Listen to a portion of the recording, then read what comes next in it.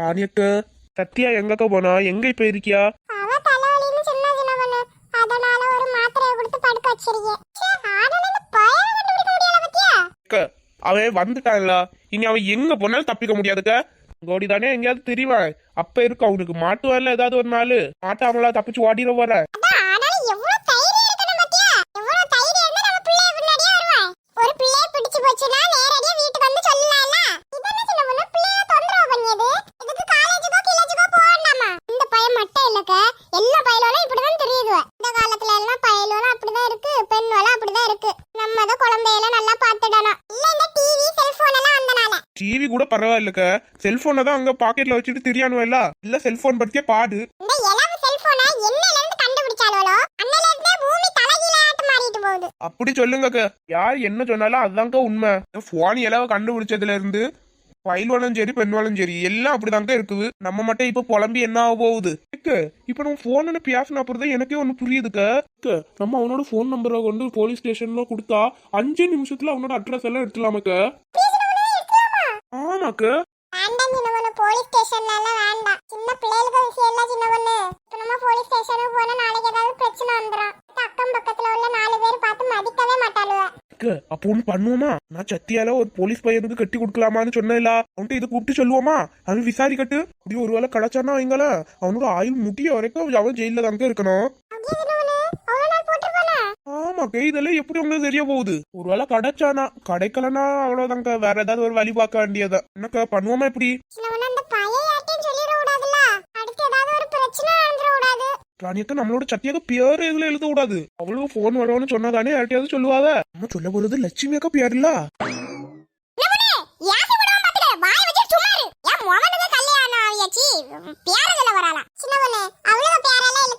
சந்தியக்கா, அப்போ உங்களோட பேரை சொல்லுவோமா?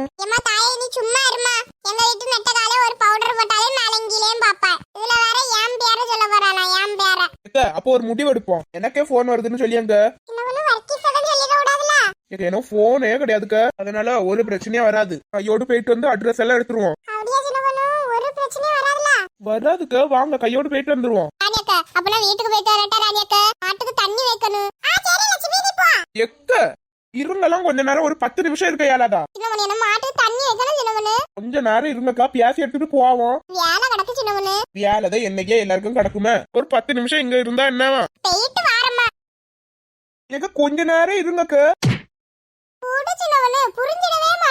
இப்ப எப்பவுமே வேலை செஞ்சுட்டு தானே இருக்கீங்க. கொஞ்ச நேரம் ஃப்ரீயாட்டு பேசி எடுத்து இருங்க. வாரதே 1 மாசத்துக்கு ஒருக்கா. இதுலயும் பேசி எடுத்து சந்தோஷமா இருக்கல. நான் இருங்க கொஞ்ச நேரம்.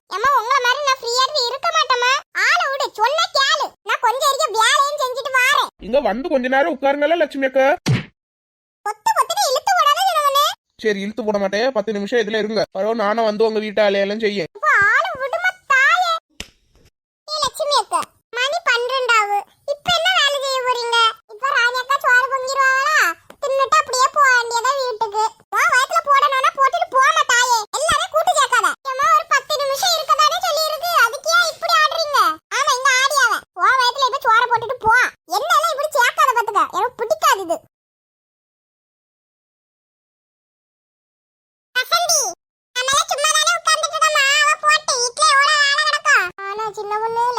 நல்லா மாறிட்டாவ பத்தியா? முன்னாடி என்ன சொன்னாலும் லட்சுமி அக்கா சரி சரிம்பாவ. இப்ப கொஞ்சம் லட்சுமி அக்காக்கு வசதி வந்துட்டுல சின்ன பொண்ணு. வசந்தி, தேவையில்லாம ஒரு சண்டை இழுத்து போட்டு உருவாக்காத. அல்லாட்டாலும் எனக்கு இப்ப என்ன வசதி வந்துட்ட? இல்லங்க, முந்தி 5-10 தேவைப்படும். எங்கள்கிட்ட வந்து வாங்குவிய, நாங்க சொன்னதெல்லாம் கேப்பிய. இப்போ உங்களுக்கு முறை இருக்கேல்ல, 10,000 20,000 சம்பாதிப்பாங்கல்ல. நீங்க இருந்த இடத்துலயே இருந்து நல்லா திங்கல. பொறாம பிடிச்சவளே, இனி உன்னோட முகத்திலேயே நான் முழிக்க மாட்டேன் பாத்துக்க. இவ்வளவு வாயில கொள்ளு கட்டையதான் எடுத்து ஊத்தணும். எப்பவுமே உன்னோட வாய் ஏதாவது ஒரு பொறாம பிடிச்ச விஷயத்த சொல்லிட்டே தான் இருக்கும். பொறாம பிடிச்சவா. ஏங்க உண்மைதானே சொன்னேன். பாருங்க எப்படி சொல்லியானு. ஏன் மோவே 10,000 20,000 சம்பாதிக்கானே, நான் இருந்த இடத்துலயே இருந்து திங்கானே. அதே பத்தியாலாத என் மோவனே வீட்டுல ஒண்ணு அடைக்க கஷ்டப்பட்டுட்டு இருக்காங்க. எனக்கு வீட்டுல ஒண்ணு அடைக்கக்கு என் மோவே போன்ல பைசா போட்டு விடுவான். அதை பார்த்து வச்சுட்டு நான் இருந்த இடத்துலயே இருந்து திங்கேன்னு சொல்லியாக்க. அப்படின்னா இருந்து நல்லா திங்கியாவளாக்க. நான் 18 வயசுல ஓடுனது இப்ப வரைக்கும் ஓடி உழைச்சிட்டு தானே இருக்கே. சாரிக்க, இனி உங்களை நாங்க கிண்டல் பண்ணவே மாட்டோம். இருக்கட்டு சின்ன பொண்ணு. ச்சே, கஷ்டமாட்டு இருக்குக்க. நீங்க நல்லா வேலை செய்வீன்னு தெரியும், ஆனா உங்க குடும்பத்துக்காக ஓடி ஓடி இப்படி ஒரு ஓடுகாலின்னு என்ன தெரியாம போச்சுக்க. ஓடுகாலியா? ஏங்க எல்லாரும் சிரிக்குதிய? எக்க நீங்க எதுக்கு இப்ப கோவமாட்டு இருக்குதியா? சின்ன பொண்ணு, ஓடுகாலினால சொல்ல விடாத சின்ன பொண்ணு. எக்க நான் ஓடுகாலின்னு சொல்லியாங்க, அது பெருமை தானே. சின்ன பொண்ணு, ஓடுகாலினால சொல்ல விடாத சின்ன பொண்ணு. ஏங்க ஏதாவது தப்பு இருக்கா? இந்த சின்ன காலை வச்சுட்டு 18 வருஷம் மட்டும் ஓடிட்டு இருந்திருக்கியாவ, அப்போ ஓடுகாலி தானே. சின்ன பொண்ணு, அப்படியெல்லாம் சொல்ல விடாத, வேணாத சின்ன பொண்ணு. ஏங்க உழைப்பவர்கள் உழைப்பாளி, அப்போ ஓடியவர்கள் ஓடுகாலி தானே. சின்ன பொண்ணு, வேணான்னு சொல்லிவிட்டேன். எக்க தப்புன்னு சொல்லிடுறாங்கக்க, தெரியாம தானே பேசியே. பைத்தியமா, கிறுக்கட்டி பிடிச்சிருக்கு. சின்ன பொண்ணு, அதெல்லாம் சொல்லாத சின்ன பொண்ணு. ஏங்க ஓடும் கால், ஓடுகின்ற கால், இதுல என்னக்கா தப்பு இருக்கு? ஏ சின்ன பொண்ணு, ஓடுகாலினா யாருன்னு தெரியுமா? யாருக்க? நீதான். நானா? நான் ஓடி இத்தனை வருஷம் வலிச்சுட்டு தாக்க இருக்கேன், இருந்த இடத்துலயே இருந்து தின்னுட்டு தானே இருக்கேன். கிறுக்கி, நீதானே ஓடி வந்து கல்யாணம் பண்ண? இது அதுக்கு பேராக்க ஓடுகாலி. சாரிக்கா, நான் தெரியாம சொல்லிட்டேங்க. உங்க கால்ல இருந்தாலும் நான் மன்னிப்பியாக்கேங்க, ஆனா இனிமேல என்னோட வாயில இருந்து ஓடுகாலின்னு ஒரு வார்த்தை வரவே செய்யாதுக்க.